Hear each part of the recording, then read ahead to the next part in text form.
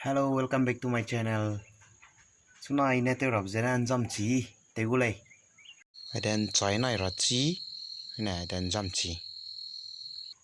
I then Kuntule with a mini. Mini? Mini?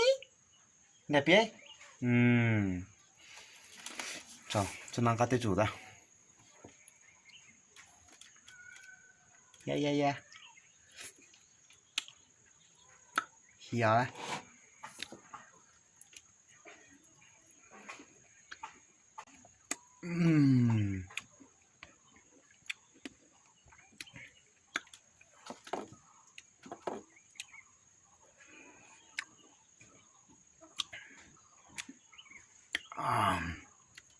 Untuk nang tu ni me.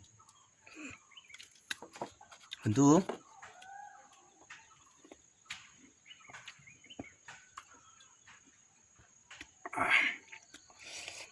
here lu tay lu dah.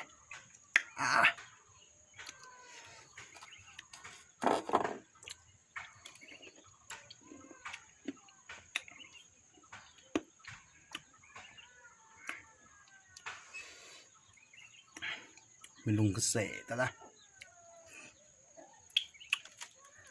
Mini, đẹp nhé. Mini, đẹp nhé.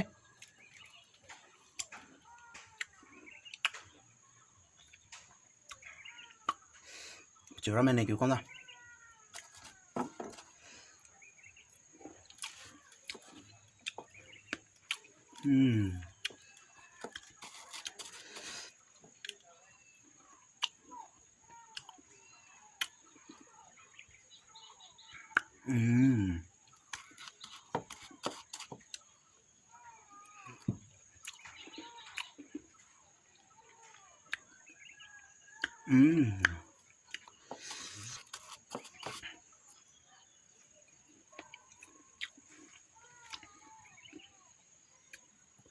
Cái nó lủng này cũng nó tới đây.